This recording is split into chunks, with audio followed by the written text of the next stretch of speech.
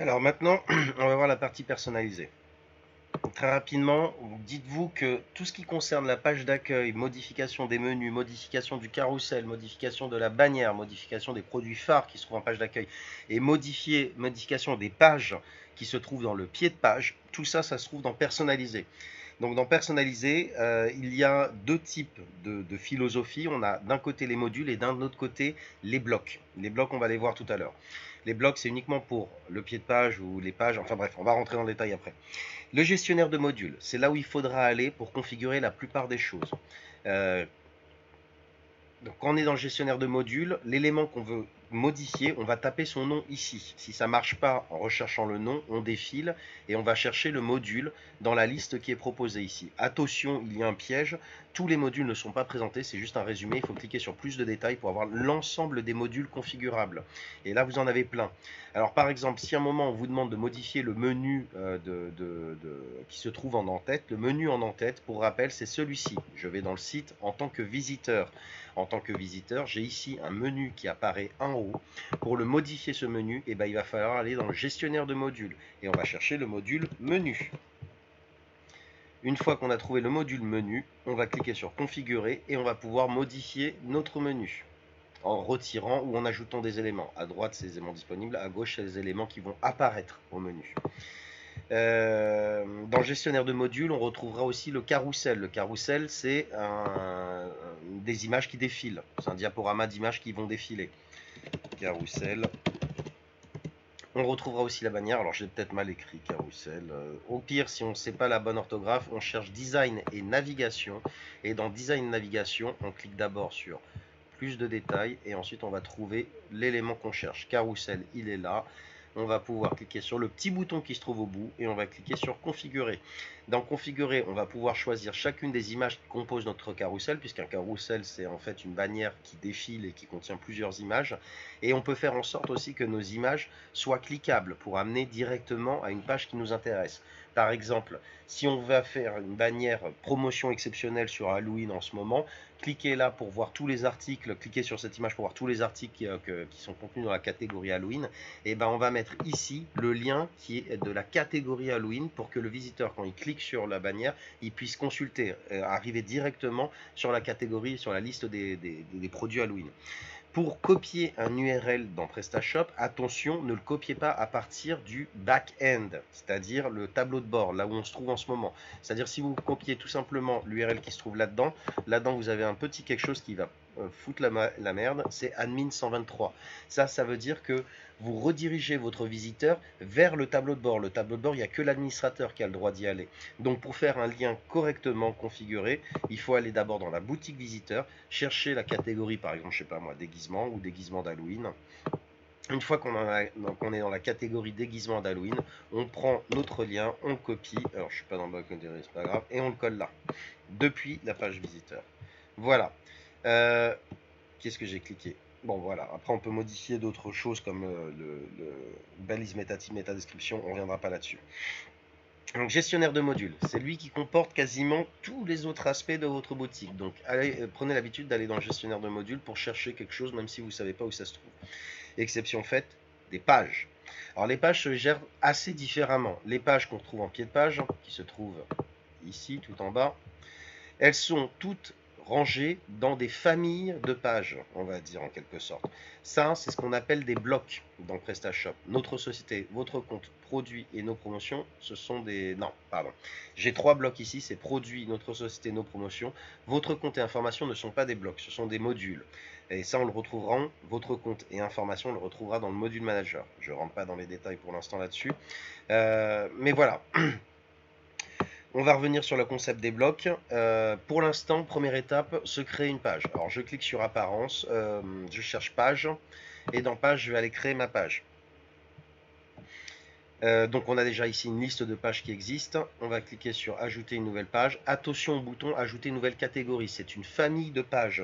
Donc ici par exemple les 5 pages qu'on trouve ici ont tous les 5 été associés à la famille accueil. Vous pouvez vous créer une nouvelle catégorie de pages si vous le souhaitez. Ça c'est pour vous. Il n'y a que vous qui le voyez. Ce n'est pas les visiteurs qui le voient. Donc vous créez une catégorie de pages si vous le souhaitez. Sinon vous cliquez sur ajouter une page.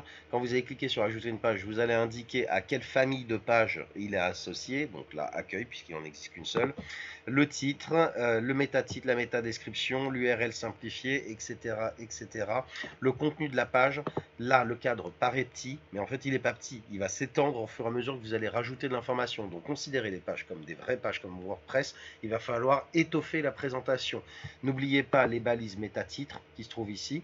N'oubliez pas la possibilité d'ajouter des vidéos ou des images et de mettre en forme votre texte. Tout ça va être évalué. On va dire si on veut que les moteurs de recherche puissent la proposer, indexation par le moteur de recherche, oui ou non, et si elle doit s'afficher, oui ou non, ne pas oublier de cliquer sur le bouton afficher. Une fois qu'on a enregistré notre nouvelle page, et ben, elle est créée cette page, mais pour l'instant elle n'est pas encore visible par l'utilisateur. Donc pour la rendre visible par l'utilisateur, il va falloir l'insérer dans ce qu'on a vu tout à l'heure, un bloc. Les blocs, c'est bien caché, et ça c'est le foutoir de PrestaShop quand on rentre dans la partie personnalisée qui est absolument pas bien étudiée ni ergonomique. On a ici la liste des liens. C'est là-dedans que vous retrouverez les différents blocs qui contiendront les pages. Donc les blocs, on a ici produit notre société, nos promotions. Hein. C'est les 3 blocs qu'on a vus tout à l'heure. Dans chacun de ces blocs, vous allez pouvoir y foutre des pages si vous le souhaitez. Donc par exemple, je vais aller dans notre société, je clique sur le petit crayon et là, je vais voir une liste de pages qui va m'être proposée. Donc ça, c'est toutes les pages qui ont déjà été créées. Vous pouvez décocher ou cocher les pages qui vous intéressent. Les autres éléments, ce sont vos catégories de vêtements, les pages produits, etc. Il y a d'autres éléments que vous pouvez ajouter à votre bloc si vous le souhaitez. Mais les pages se trouvent dans la première partie, dans la partie qui s'appelle accueil, puisqu'on a appelé cette famille de pages accueil. Si vous aviez créer d'autres familles de pages, et elles apparaîtront en dessous avec le nom que vous leur a donné. Une fois qu'on a créé son bloc ou qu'on a utilisé un bloc existant et que vous avez inséré vos pages dans ce bloc existant, vous avez créé votre nouveau bloc et créé une nouvelle page, bref, associé vos nouvelles pages, il y a ce point qu'il ne faut surtout pas oublier. Display footer. En fait, si ça doit aller dans le footer, on va aller chercher ici display footer. La liste est très longue. Donc si ce n'est pas un bloc qui existe déjà et que vous créez un nouveau bloc, effectivement vous allez avoir besoin ici de chercher le nom display footer. Vous allez le saisir directement. Alors il faut le retenir par cœur, c'est pas évident. Si vous avez un problème à le retenir par cœur, ce que vous ferez, c'est que vous allez juste retenir footer.